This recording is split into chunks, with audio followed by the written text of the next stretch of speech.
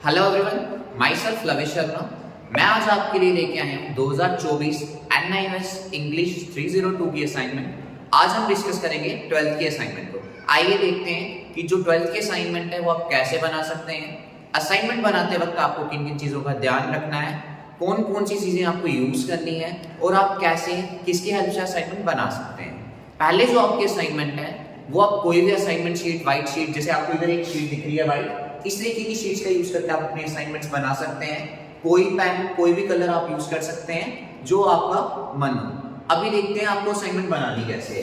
ये एक असाइनमेंट है आपके सामने, ट्यूटर मार्क असाइनमेंट लिखा हुआ है। आपको कौन कौन सी चीजें लिखनी होती हैं, जैसे इधर एक स्टूडेंट की असाइनमेंट है, उसका डाटा लिखा हुआ है कि आपको अपना नाम, क्लास, कोर्स, अगर आप 12th का लिख रहे हैं तो सीनियर सेकेंडरी आ जाएगा, 10th का लिख रहे हैं तो सेकेंडरी कोर्स आ जाएगा, सब्जेक्ट को, आपका एनरोलमेंट नंबर ये जरूरी होना चाहिए और स्टडी सेंटर कोड। बस यही 4-5 चीजें आपको अपनी फर्स्ट शीट पे लिखनी है। अब डिस्कस करते हैं अपनी असाइनमेंट को। आपके असाइनमेंट में टोटल 6 क्वेश्चन होते हैं। पहले 3 क्वेश्चन 2-2 मार्क्स के हैं, उसके बाद जो 4th क्वेश्चन होता है 4 मार्क्स का, 5th क्वेश्चन 4 मार्क्स का, और जो लास्ट आपका प्रोजेक्ट क्वेश्चन होता है 6 मार्क का। आइए देखते हैं आपके असाइनमेंट। ये आप देख पा रहे हैं स्क्रीन, आपको इधर एक लिखा हुआ है answer any one of the following question in about 40 to 60 word. आपको क्या करना है कि आपको ये फर्स्ट क्वेश्चन के 2 पार्ट हैं, इनमें से एक अटेम्प्ट करना है और जिसकी आपकी लेंथ 40 to 60 वर्ड की होनी चाहिए। 2 नंबर के अकॉर्डिंग लिखना है। इसमें बहुत सारे पॉइंट्स दिए हुए हैं, आप चाहें तो इनको शफल करके भी लिख सकते हैं। पहला क्वेश्चन ये है, पहला क्वेश्चन थोड़ा ऊपर कर लेता हूं कि आप इजीली देख सकें, और अगर आपको उतारने में स्क्रीनशॉट लेना हो तो आप इजीली इसको स्क्रीनशॉट भी ले सकें। How was the Western world benefited from the use of wind energy? Question mark. How can India optimally tap these powerful natural resources? इस क्वेश्चन में आपको क्या पूछा है कि जो वेस्टर्न वर्ल्ड है वो कैसे बेनिफिट ले रहा है, कैसे यूज कर रहा है विंड एनर्जी का, और कैसे जो इंडिया है, जो ये पावरफुल नेचुरल रिसोर्स है, उसको अच्छे से यूज कर रहे हैं। तो इसका आंसर आप देख सकते हैं, इधर दिया हुआ है, मैं स्क्रीन को ऊपर कर देता हूं। जो वेस्टर्न वर्ल्ड है वो बेनिफिट ले रहा है और यूज कर रहा है विंड एनर्जी को बहुत सारे वे से। कौन कौन से वे है आइए डिस्कस करते हैं। ये यहाँ पे पॉइंट वाइज लिखे हुए हैं, आप इन पॉइंट्स को आगे पीछे लिख सकते हैं। डोंट ट्राई, आप ऐसा मत ट्राई कीजिए कि आप इसी सीरियलिटी में उतारिए, आप थोड़ा आगे पीछे करके इन पॉइंट्स को लिख सकते हैं। पहला पॉइंट दिया हुआ है रिन्यूएबल एनर्जी। रिन्यूएबल एनर्जी वो एनर्जी होती है जो कभी भी खत्म नहीं होती है, और इसको आप इसको ये अगेन एंड अगेन आप इसको क्या कर सकते हो, यूज कर सकते हो। विंड एनर्जी एक क्लीन और रिन्यूएबल सोर्स है वाटर का, पावर का, और ये क्या करती है, जो हमारे ग्रीन हाउस गैस एमिशंस हैं, जो हमारी ग्रीन हाउस गैसेस होगी, उनके यूज को ये क्या कर देती है, कम कर देती है। और एंड मिटिगेटिंग क्लाइमेट चेंज, इससे हमारे क्लाइमेट पे भी कम असर पड़ता है। सेकेंड पॉइंट है रिड्यूस एयर पॉल्यूशन। जैसे कि आप जानते हैं कि जितने भी हमारी दूसरी जो हमारे पास फ्यूल्स वगैरह हैं उनसे पॉल्यूशन क्रिएट होता है, पर विंड एनर्जी एक ऐसी एनर्जी है जो किसी भी टाइप का पॉल्यूशन नहीं करती है। बस वही दिया हुआ है कि हम कोल और जो गैस फायर्ड पावर प्लांट्स हैं उनको हम रिप्लेस कर सकते हैं, हम विंड एनर्जी का यूज करके एयर पॉल्यूशन को कम कर सकते हैं, जिससे बहुत ही ज्यादा बेनिफिट मिलेगा हमारी पब्लिक हेल्थ को। नेक्स्ट पॉइंट है इकोनॉमिक ग्रोथ। इकोनॉमिक ग्रोथ में क्या दिया हुआ है कि अगर हम इन चीजों का यूज करेंगे हम इकोनॉमिकली भी ग्रो कर सकते हैं। अगर हम इन्वेस्टमेंट करते हैं विंड एनर्जी के प्रोजेक्ट्स में, इससे हमारी इकोनॉमिक ग्रोथ होगी, हमारी जो कैपिटल है वो बढ़ेगी, और हम रेवेन्यू को कलेक्ट कर सकते हैं लोकल कम्युनिटी से। अगर आपको स्क्रीनशॉट लेना है तो आप इसका स्क्रीनशॉट ले सकते हैं। फिर इसके बाद मैं नेक्स्ट डिस्कस करता हूं। ले लिया स्क्रीनशॉट, अब हम नेक्स्ट डिस्कस करेंगे। नेक्स्ट पॉइंट दिया हुआ है पब्लिक अवेयरनेस।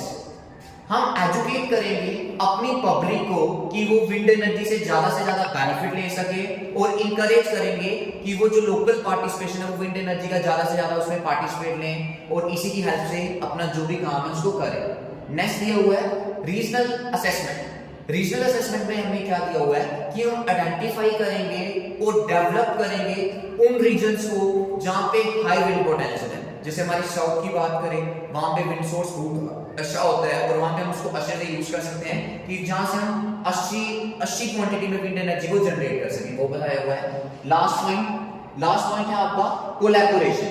कोलैबोरेशन में क्या बोला हुआ है, हम कोलैबोरेट करेंगे इंटरनेशनल पार्टनर्स के साथ कि जिससे वो बेनिफिट ले सकें, इनका एक्सपीरियंस कर सके इस टेक्नोलॉजी का। आप इसका स्क्रीनशॉट ले सकते हैं। पब्लिक एक्सपीरियंस के 3 पॉइंट्स हैं, इनका ले सकते हैं स्क्रीनशॉट। ले लिया, बस ये कुछ पॉइंट्स थे। तो लास्ट में लिखा हुआ है कि जब आप इंप्लीमेंट करते हो स्ट्रेटजीज का, तो जो इंडिया है वो विंड एनर्जी को मोर इफेक्टिवली यूज कर सकती है। हो गया, ले लिया screenshot. Next question. Second question में भी आपके पास 2 पार्ट थे, पर हमने एक पार्ट लिखा हुआ है। इसका भी आपको 40 to 60 वर्ड में आंसर लिखना था। तो हमने बनियान ट्री वाला किया है कि जो बनियान ट्री है कि ये एक इंपॉर्टेंट है और इंप्रेसिव साइट है और इसके बहुत सारे बेनिफिट हैं। इसको जस्टिफाई करना है स्टेटमेंट को, पर आपको अपने चैप्टर के अकॉर्डिंग। तो इसमें इधर इन्होंने क्या बोला है कि जो बनियान ट्री है ये एक्ट करता है, एक प्लेटफॉर्म था राइटर के लिए जहां पे राइटर बैठता था और वॉच करता था जो फाइट होती थी एक कोबरा और वाइल्ड मैंगूस के बीच में। और जो बनियान ट्री है उस वो एक फ्रीक्वेंटली ऐसा प्लांट है जो आपको हर गली हर रोड पे मिल जाता है, but almost it is open places. ये ओपन प्लेसेस में पाया जाता है, विलेजेस में पाया जाता है और बहुत सारी जगहों पे पाया जाता है। As a tree grow in size, जैसे ये ट्री ग्रो करते जाता है साइज में, तो जो नंबर होता है इसकी रूट्स का, ब्रांचेस से वो भी इंक्रीज करता जाता है और ये स्प्रेड हो, जो ये स्प्रेड करता जाता है ट्री और बड़ा बड़ा होता जाता है। आप इसका स्क्रीनशॉट ले सकते हैं, फिर मैं नेक्स्ट शीट पे चलूंगा। देन उसके बाद हम ले लिया होगा आपने स्क्रीनशॉट। चलिए आगे देखते हैं। इसके आगे इन्होंने क्या बोला है कि वो क्या देखता था, whole partition can shelter under the shade of the some of the older trees, कि वो शेल्टर सा प्रोवाइड करते हैं। देयर आर सम कुछ फेमस बनियान ट्रीज हैं जो इंडिया में पाए जाते हैं, जैसे रॉयल बॉटनिकल गार्डन है वहां पे पाए जाते हैं जो कोलकाता में, उसकी एग्जांपल दी हुई है। विच इज जो क्या है 3.6 मीटर है अराउंड द ट्रंक, उसकी जो ट्रंक इतनी मोटी है और जो ये क्राउन है इसकी जो रूट्स वगैरह हैं वो 416 मीटर तक हैं, वो बताया हुआ है। लीव्स जो हैं वो उसके ओवल शेप के हैं, स्मूथ हैं, शाइनिंग हैं। और जो बनियान ट्री है ये सर्व करता है, एक सिंपल है जो इंटरकनेक्ट करता है सबस्टांसेस को, और ये प्रोवाइड करता है शेड, प्रोवाइड करता है शेल्टर, प्रोवाइड करता है और रिफ्लेक्ट करता है कल्चरल सिग्निफिकेंस को। आप इसका स्क्रीनशॉट ले सकते हैं। फिर हम नेक्स्ट पेज पे चलते हैं। नेक्स्ट थर्ड क्वेश्चन, वो भी आपका 2 नंबर का है। इसकी वर्डिंग भी सेम है, आपको 40 to 60 वर्ड्स में लिखना था। इस क्वेश्चन में थोड़ा सा ऊपर कर लिख रहा हूं। इस क्वेश्चन में आपको क्या बोला हुआ है कि जो थिंका की स्टोरी है ये इंस्पायरेशनल स्टोरी थी, सैक्रिफाइस की और ह्यूमैनिटी की। उसने she did not let societal misconception, उसने जो सोसाइटी के मिसकंसेप्शंस और टॉन्ट थे उनको कभी भी अपने पे नहीं लिया। डिस्क्राइब करो उसकी लाइफ को और उसके ट्रिब्युलेशन को, कैसे वो जो उसको एम्बर्स करते थे उसकी मदरहुड को, टू सो मैनी चिल्ड्रन। तो क्या है अभी हम उसको डिस्कस करेंगे। जो थिंका और उसके हस्बैंड थे एक चाइल्डलेस कपल थे, एक कुलिकल विलेज के जो कर्नाटका में है, और उनका दे हैव नो चिल्ड्रन, उनका कोई भी चिल्ड्रन नहीं था। So they decided to adopt tree, तो उन्होंने क्या किया था एक ट्री को अडॉप्ट कर दिया था एज देयर चिल्ड्रन, अपने बच्चे की तरह। But the children they choose the two rear were 284 banana trees. वो क्या थे 284 बनाना ट्रीज थे जो 3 किलोमीटर तक फैले हुए थे एक नेशनल हाईवे में, ठीक है। 48 इन कर्नाटका, वो जो कर्नाटका में फैले हुए थे कि जो एक नेशनल हाईवे 48 था कर्नाटका में, वहां पे फैले हुए थे। जो थिंका की लाइफ थी वो वॉज इन डिटेल, आप इतना सा स्क्रीनशॉट ले लीजिए। इसके बाद हम आगे इसके डिस्कस करते हैं। आई होप ले लिया होगा आपने स्क्रीनशॉट। चलो नेक्स्ट। ये एक रिमार्केबल, मैं थोड़ा ऊपर कर लेता हूं कि आप अच्छे से देख पाएं इस क्वेश्चन को और एक स्क्रीनशॉट प्रॉपर्ली ले पाएं। इसके बाद इन्होंने क्या बोला है, ये एक रिमार्केबल स्टेटमेंट थी कि वो क्या करते थे कि उनकी स्पिरिट थी और डेडिकेशन थी इस पर्पस के लिए, और रूरल एरिया कि वो गांव के लोग थे कर्नाटका के। इंडिया इन 1912 जो थिंका थी उसने बहुत सारे फेस किया, जो ट्रिब्युलेशन थी अपनी पूरी लाइफ तक उनको फेस करती रही। उसका एक ही पर्पस था कि वो नर्चर करेगी और केयर करेगी इन्वायरमेंट की। ये जो लेडी थी इसने अपने नेचर की केयर के रिलेटेड अपने इन्वायरमेंट की केयर करना चाहती थी। ये वाटर करती थी, वाटर देती थी और प्रोटेक्ट करती थी जो ट्रीज वगैरह हैं उनको कोई भी हार्म नहीं कर पाए, ड्रॉट सूखा नहीं पड़ सके और कोई भी ऐसी कंडीशन से उनको बचा के रखती थी। जो थिमका की डेडिकेशन थी ट्री प्लांटेशन के रिलेटेड, नॉट ओनली ब्यूटिफाइड कि वो सिर्फ एक अच्छी नहीं थी लिखी लैंड के लिए, but also provide the shade and shelter to travellers. उससे क्या होता था कि वहां से जो भी गुजरने वाले शेल्टर्स ट्रैवलर्स होते थे उनको भी एक प्रॉपर शेल्टर मिल जाता था। और जो ये ट्रीज थे which she considered her children, जिनको अपने बच्चे की तरह मानती थी, उससे वो अपने इन्वायरमेंट को कंजर्व कर रही थी, सॉइल इरोजन से बचा रही थी और रिड्यूस कर रही थी कि कोई भी इफेक्ट हमारे जो ऐसा इफेक्ट नहीं पड़े जिससे हमारा क्लाइमेट जो है वो चेंज हो जाए। Even as a couple of sapling she was working in a quarry for their hand to mouth existence. वो काम भी करती थी उसी के साथ। If she could not go the query, she would have nothing। अगर वो अपने काम पे जाती है तो उसके पास कुछ नहीं होता। इसका स्क्रीनशॉट ले लीजिए, फिर मैं इसके आगे चलता हूँ। डन, चलो आगे।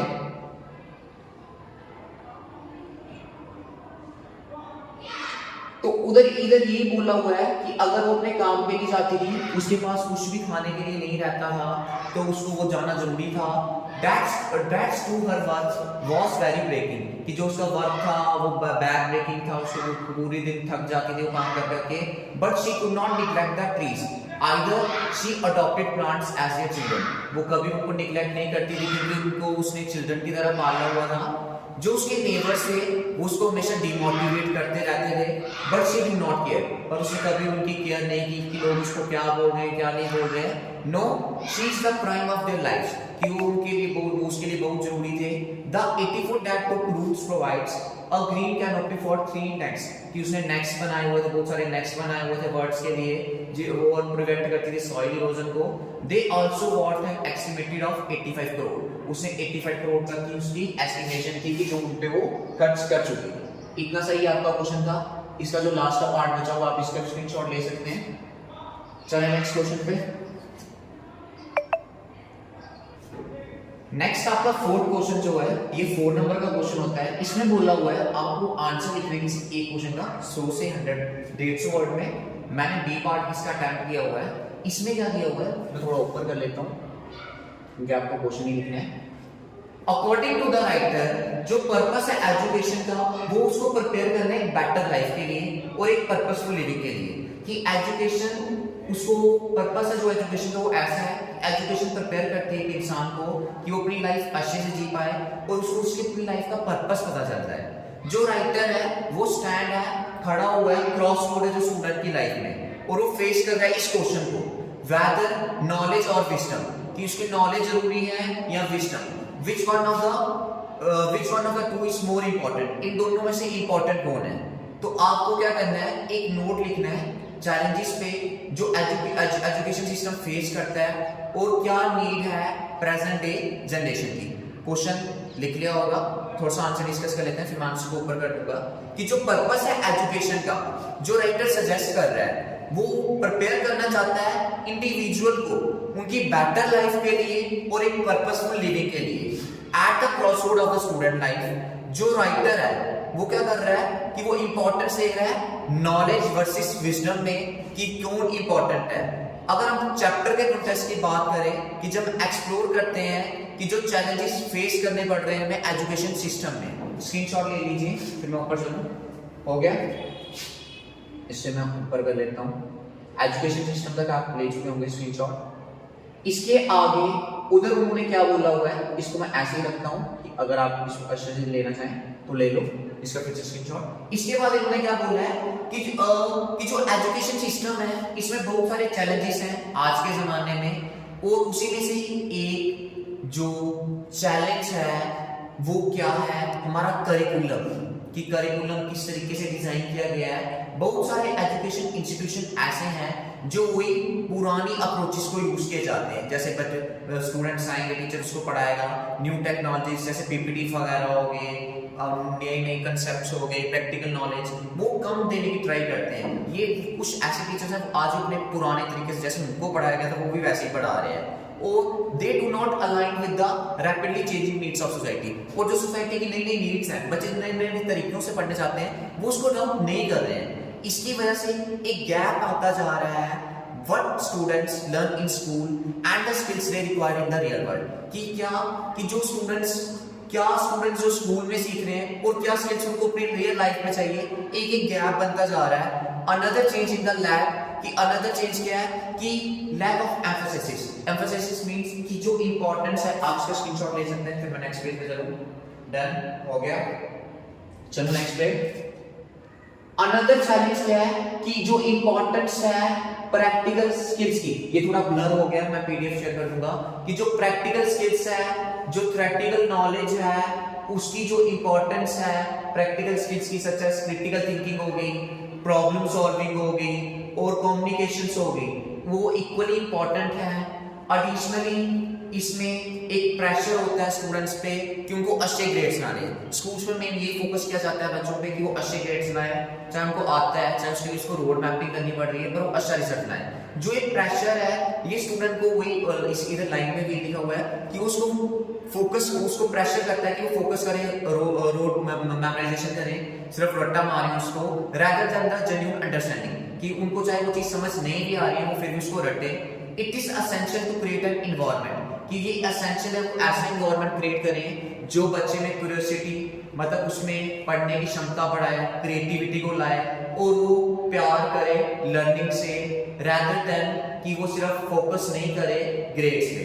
जो प्रेजेंट डेज है, इसमें जो नीड थी जनरेशन की वो इवॉल्व होती जा रही है। जो वर्ल्ड है वो इंक्रीजली कॉम्प्लेक्स होते जा रहा है और इंटरकनेक्ट होता जा रहा है। मोरओवर जो एजुकेशन सिस्टम है वो प्रायोरिटी दे रहा है कि आपकी डेवलपमेंट होनी चाहिए, आप रोड मैपिंग पे नहीं जाएं। इसका आप स्क्रीनशॉट ले सकते हैं, हो गया, इसका स्क्रीनशॉट ले लीजिए। चलो ऊपर।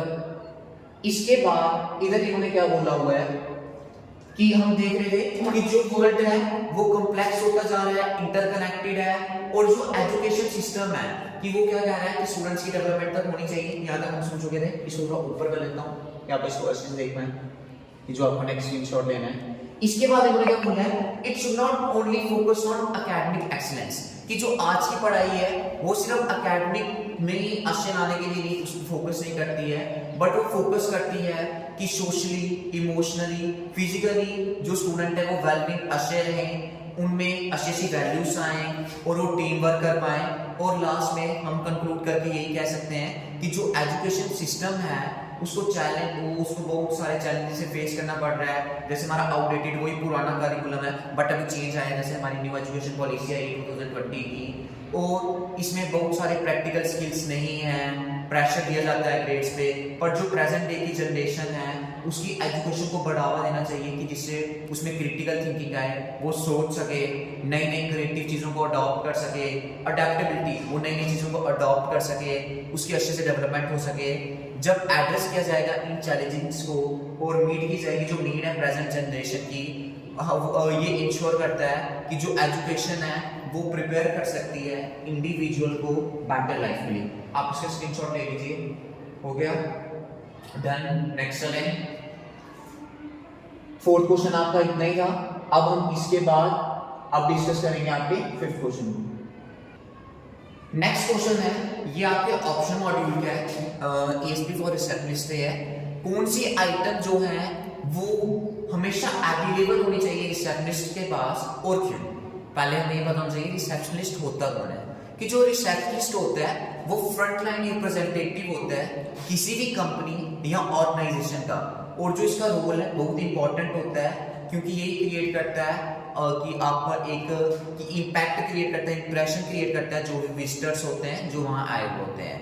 ये अपनी ड्यूटी को बहुत अच्छे से परफॉर्म करता है। और जो रिसेप्शनिस्ट होते हैं उनके पास एक आइटम जो है वो 24 घंटे अवेलेबल होनी चाहिए, जो इधर डिस्कस की हुई है। जैसे पहली आइटम डिस्कस की हुई है फोन एंड हेडसेट, कि जो प्राइमरी रोल होता है रिसेप्शनिस्ट का वो क्या होता है कि वो हैंडल कर सके कोई भी जो उसको कॉल आ रही है, और उसके पास एक फोन होना चाहिए, हेडसेट होना चाहिए, जिससे वो आंसर कर सके जल्दी से, प्रोफेशनली आंसर कर सके, और गुड क्वालिटी ऑडियो की अच्छे से वो फोन वगैरह चलता हो, और जिससे उनका जो कम्युनिकेशन एक्सपीरियंस है कॉलर्स के साथ वो अच्छा हो, एक कम्युनिकेट वो अच्छे से कर सके। आप इसका स्क्रीनशॉट ले सकते हैं। डन हो गया। सेकंड पॉइंट में थोड़ा ऊपर कर लेता हूँ कि आप इसको अच्छे से पढ़ पाए। ठीक है, सेकंड पॉइंट में क्या बोला हुआ है, एक कंफर्टेबल चेयर होनी चाहिए रिसेप्शनिस्ट के पास। जो रिसेप्शनिस्ट होते हैं उनको टिपिकली सेंड करना होता है एक पीरियड तक एक डेस्क पे बैठे रहते हैं, जहां पे बैठ के अपना पूरा काम वगैरह करते हैं। जो एक कंफर्टेबल चेयर है वो जरूरी है, जिससे वो मेंटेन कर सके जो भी उनकी जो एक डे एंड नाइट की शिफ्ट है उसको अच्छे से काम कर सकें, और जिससे उनका कोई भी रिस्क नहीं रहे कि डिस्कम्फर्ट में नहीं बैठे और उनको कोई भी स्ट्रेन रिलेटेड इश्यूज नहीं। नेक्स्ट है टिश्यूज एंड हैंड सैनिटाइजर्स, कि जो हमारे रिसेप्शनिस्ट होते हैं उसके पास 24 घंटे टिश्यू और हैंड सैनिटाइजर अवेलेबल होना चाहिए, क्योंकि इसको क्लीननेस और हाइजीन का भी ध्यान रखना होता है अपनी रिसेप्शन एरिया पे जहाँ पे लोग विजिट कर रहे होते हैं। टिश्यू और जो हैंड सैनिटाइजर है ये हेल्प करते हैं रिसेप्शनिस्ट की और विजिटर्स की कि वो जर्म फ्री रहे और रिड्यूस करें कि कोई भी जो इन्फेक्टियस डिसीज है वो फैल नहीं सके। ठीक है, स्क्रीनशॉट ले लीजिए। नेक्स्ट पॉइंट पे चलें फिर जल्दी से। नेक्स्ट है इसका सेकंड पार्ट, इसको कुछ पार्ट्स में दिया होगा कि ये आपके फिफ्थ क्वेश्चन की सेकंड पार्ट है। Mention and discuss the 2 personality traits, कि 2 ऐसे ट्रेट्स बताओ रिसेप्शनिस्ट के, and how can they assist him और हर इन प्रोफेशनल कंडक्ट, कि उसके कैसे हेल्प करते हैं। जो 2 इंपॉर्टेंट पर्सनालिटी ट्रेट्स हैं कि उसमें क्या क्या चीजें होनी चाहिए एक रिसेप्शनिस्ट में। पहला एम्पैथी। एम्पैथी क्या होता है कि मैं क्वेश्चन को ऊपर कर रहा हूं कि आप आंसर ढंग से देख सकें। एम्पैथी एक एबिलिटी होती है कि जिससे वो अंडरस्टैंड कर सके और शेयर कर सके जो फीलिंग्स हैं दूसरों की। जो प्रोफेशनल कंटेस्ट है इसमें जो एक एम्पैथिक रिसेप्शनिस्ट होगा वो कनेक्ट कर पाएगा जो भी विजिटर्स होंगे या कॉलर्स होंगे उन एक पर्सनल लेवल पे, और जो उनका एक ट्रेट होता है वो उनको हेल्प करता है जिससे वो रिकॉग्नाइज कर सकते हैं और एड्रेस कर सकते हैं कि उनकी इमोशनल नीड्स क्या है किसी भी इंडिविजुअल की, और उनको वो प्रोवाइड कर सकता है कंफर्ट और सपोर्ट जो भी उनको चाहिए। फॉर एग्जाम्पल अगर कोई विजिटर वहां पे आया वो अपसेट है तो जो एम्पैथिक रिसेप्शनिस्ट होगा वो उसकी पूरी बात को सुनेगा और उसको अच्छे से समझ पाएगा। इसका स्क्रीनशॉट ले लीजिए, फिर नेक्स्ट पॉइंट पे चलता हूं। डन हो गया। सेकंड पॉइंट है अडैप्टेबिलिटी। अडॉप्टेबिलिटी क्या होता है कि वो एबिलिटी होती है कि आप अडॉप्ट कर सकते हो किसी भी सिचुएशन को और आप हैंडल कर सकते हो किसी भी कंडीशन को। वो लिखा है कि इसमें एबिलिटी होती है ये ऐड कर सकते हैं और एडजस्ट कर सकते हैं नई कंडीशंस को या कोई भी सिचुएशन है। जो रिसेप्शनिस्ट होता है वो इनकाउंटर करता है एक विजिटर्स को कि जो क्या उनकी नीड्स हैं, क्या उनकी प्रेफरेंस हैं, और वो नए नए चैलेंजेस को लेता है और उसी के अकॉर्डिंग उनको पॉजिटिवली रिस्पॉन्स करता है और एक मेंटेन करता है प्रोफेशनल तरीके से उनको मेंटेन करता है और डायनामिक रहता है। समटाइम्स जब भी कोई चैलेंजिंग इन्वायरमेंट वगैरह होता है और वो इन्हांस करता है अपनी जो एक ऑर्गेनाइजेशन की रेपुटेशन होती है उसको वो हमेशा बढ़ाता रहता है और वो ओवरऑल जो भी वहाँ पे कस्टमर्स आए होते हैं उनको सेटिस्फेक्शन प्रोवाइड करता है। चलिए नेक्स्ट क्वेश्चन पे, स्क्रीनशॉट ले लिया। चले नेक्स्ट और आपका लास्ट क्वेश्चन बहुत इंपॉर्टेंट क्वेश्चन है, 6 नंबर क्वेश्चन है। लास्ट क्वेश्चन 6 नंबर का आपका क्वेश्चन है। इसमें क्या बोला हुआ है, प्रिपेयर एनी वन प्रोजेक्ट। आपको एक प्रोजेक्ट बनाना है जिसकी वर्डिंग 500 वर्ड्स की होनी चाहिए। 500 वर्ड्स की वर्डिंग इसलिए बोली हुई क्योंकि आपका 6 नंबर का क्वेश्चन है। हमने इसका सेकंड पार्ट क्या हुआ है, इसमें क्या बोला हुआ है आपको एक बायो स्केच लिखना है। बायो स्केच क्या होता है, उसी की लाइफ पे लिखना होता है कि एक 72 ईयर ओल्ड के एक इन्वायरमेंटलिस्ट है। इन्वायरमेंटलिस्ट मींस कि जो इन्वायरमेंट के रिलेटेड कुछ काम करते होंगे।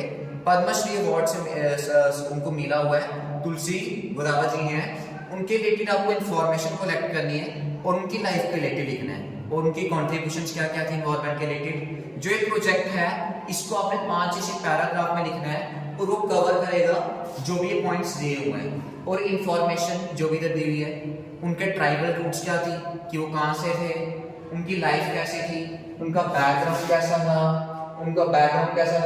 उनका मिशन क्या था उनकी लाइफ का, और नेवर से एटीट्यूड क्या था उनका, उनकी कॉन्ट्रीब्यूशंस क्या थी एनवायरनमेंट के रिलेटेड, उनका उनका मिशन क्या था उनकी लाइफ का था, सिंप्लिसिटी कैसी थी उनमें, डेडिकेशंस कैसे थी, ग्लोरियस सेरेमनी कैसी थी उनकी राष्ट्रपति भवन में। इस पे आपको एक पैराग्राफ लिखना है, why she is rightfully called the encyclopedia forest. जो ये थी, इनको इंसाइक्लोपीडिया फॉरेस्ट क्यों कहा जाता है? इंसाइक्लोपीडिया फॉरेस्ट का मतलब होता है जिसको फुल डिटेल होगी फॉरेस्ट के बारे में, कोई भी चीज उनसे पूछ लो। आइए डिस्कस करते हैं हम इस क्वेश्चन को। ये एक मार्क्स कैरी करने का बहुत अच्छा सा ऑप्शन है, आप देख सकते हैं, आपको गूगल पे की फोटोज वगैरह मिल जाएंगी, पर अगर हैंड रिटन आप बनाते हो, ये एक मार्क्स गेन करने का एक तरीका होता है। स्टूडेंट ने बहुत अच्छे से उनकी डायग्राम बनाई है, आपसे जैसे भी बनती है, मानना कि आप पेंटर नहीं है, पर आप फिर भी ट्राई कर सकते हो। अगर आपसे नहीं बनती है, कम से कम आप फोटो चिपका लीजिए। ये एक इंप्रेसिव तरीका होता है टीचर को इम्प्रेस करने का, टीचर को इम्प्रेस करने का। इसमें क्या दिया हुआ है, ये इसकी फोटो आ गई। अब हम इसके पैराग्राफ्स को डिस्कस करते हैं। इधर इन्होंने क्या बोला है, आप देख सकते हैं लाइंस, कि जो पद्मश्री तुलसी ग्रोवादा जी थे, एक 72 ईयर ओल्ड इन्वायरमेंटलिस्ट थे। ये एक हम्बल ट्राइबल रूट्स को बिलोंग करते थे और ये डीपली इन्फ्लुएंस थे और इनकी एक बहुत ही रिमार्केबल जर्नी थी। ये बॉर्न हुए थे एक सिंपल, और इनका जो बैकग्राउंड था वो स्मॉल विलेज इन कर्नाटका का था जो इंडिया में है। तुलसी ग्रोदावा जी जो थे, इनकी जो अर्ली लाइफ है उसको करेक्टराइज किया हुआ है कि इनका क्लोज बहुत ही ज्यादा कनेक्शन था नेचर के साथ, और इनकी जो अपब्रिंगिंग थी कि इनकी लाइफ इन्वायरमेंट के रिलेटेड ही थी, तो which would become the driving force of our life, कि जो उनकी लाइफ के रिलेटेड बहुत इंटरेस्टिंग चीजें थी। क्या क्या थी कि उधर डिस्कस किया हुआ है, इनका मिशन क्या था इनकी लाइफ का। जो तुलसी ग्रोदावा जी, इसका स्क्रीनशॉट ले सकते हैं आप, डन हो गया, लेंगे स्क्रीनशॉट। चले नेक्स्ट पे। नेक्स्ट में क्या बोल रहा है, तुलसी गोदावरी जी का मिशन लाइफ का ये था कि वो ऑलवेज क्रिस्टल क्लियर रहते थे, कि वो प्रोटेक्ट करते थे और प्रिजर्व करते थे हमारे एनवायरनमेंट को। Her never say die attitude has been her guiding, कि वो उनको उनकी जर्नी के बारे में बताते थे कि कभी भी आपको रुकना नहीं चाहिए, कभी भी आपको एनवायरनमेंट के रिलेटेड डाई एटीट्यूड नहीं होना चाहिए। इन्होंने क्या किया था, जो अपनी पूरी लाइफ थी वो डेडिकेट कर दी थी फॉरेस्ट को बचाने के लिए, वाइल्ड लाइफ को बचाने के लिए, और जो इंडिजिनियस, जो वहाँ की प्लांट्स की और एनिमल्स की लोकल नॉलेज थी उसको प्रिजर्व करने के लिए। तुलसी गोदावा जी की बहुत ही ज़्यादा कंट्रीब्यूशन थी इन्वायरमेंट में, जो है वो इमेजरेबल है, हम उसको कभी भी मेजर नहीं कर सकते हैं। जो ये थी, ये एक जो रेगुलेंटस एडवोकेट्स जो थे अफॉरेस्टेशन के लिए, उसके रिलेटेड भी थी ये, और ये रिफॉरेस्टेशन में बिलीव करती थी, वाइल्ड कंजर्वेशन में करती थी, और ये सस्टेनेबल यूज करती थी फॉरेस्ट के रिसोर्सेज का। और जो उनके एफर्ट हैं ये बहुत ही ज़्यादा थे डिग्रेडेड फॉरेस्ट के रिलेटेड बेनिफिट, जिससे बेनिफिट मिल सके इकोसिस्टम और लोकल कम्युनिटीज को। स्क्रीनशॉट ले लीजिए, वीडियो बहुत बड़ी हो जाएगी।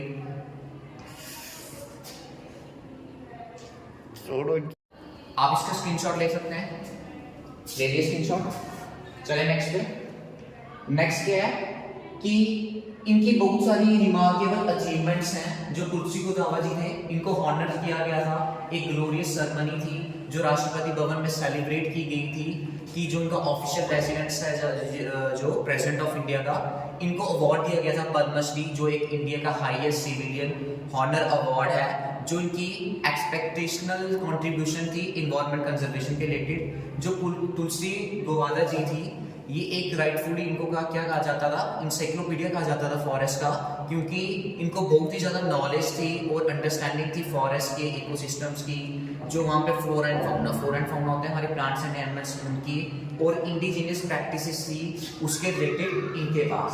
ये बताया हुआ, इसका स्क्रीनशॉट ले लो, फिर नेक्स्ट पे चलते हैं। हो गया, डन। चले नेक्स्ट पे।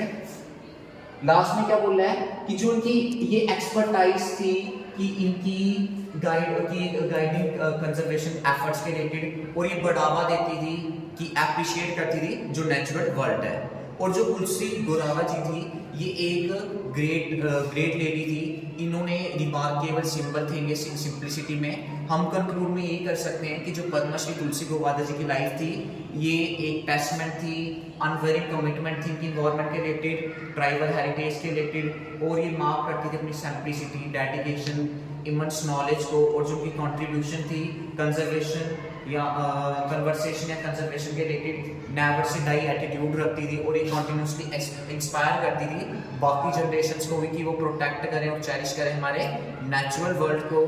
और ये इनक्रेडिबल इन्वायरमेंटलिस्ट थी जो एक सिग्निफिकेंट इम्पैक्ट छोड़ती है हमारे इन्वायरमेंट में। और ये एक हम्बल बिगनिंग्स, इनकी एक हम्बल बिगनिंग थी और ये डेडिकेट की इन्होंने अपनी पूरी लाइफ नेचर को प्रिजर्व करने के लिए। इसका आप स्क्रीनशॉट ले लो, फिर मैं नेक्स्ट पे चलूँ। मैं इसको ड्रॉ ऊपर कर लेता हूँ, बस स्क्रीनशॉट ले लें, ले लिया स्क्रीनशॉट। चलो नेक्स्ट पे, बस इतना सा, ये 2-3 लाइन्स कि इनका मिशन यही था कि लाइफ का कि नेवर से टू डाई, कभी किसी को मरने नहीं दो। और ये ग्रेटफुल थी, उनके पास बहुत ही ज़्यादा नॉलेज और एक्सपर्टाइज थी फॉरेस्ट के रिलेटेड और इनको बहुत ही ज़्यादा हॉनर्स वगैरह मिले हैं। इस तरीके से आप अपनी असाइनमेंट्स कंप्लीट कर सकते हैं। आई होप कि आपको ये असाइनमेंट आपकी हेल्पफुल रहेगी और इससे आपके जो भी स्टडी सेंटर्स वाले होंगे वहाँ पे जब अगर आप इस टाइप के असाइनमेंट बना के सबमिट करते हो प्रॉपर लेंथ से, तो आपको वो भी अच्छे मार्क्स देंगे और आप इससे अच्छे मार्क्स कैरी कर सकते हैं। Thank you for watching the video.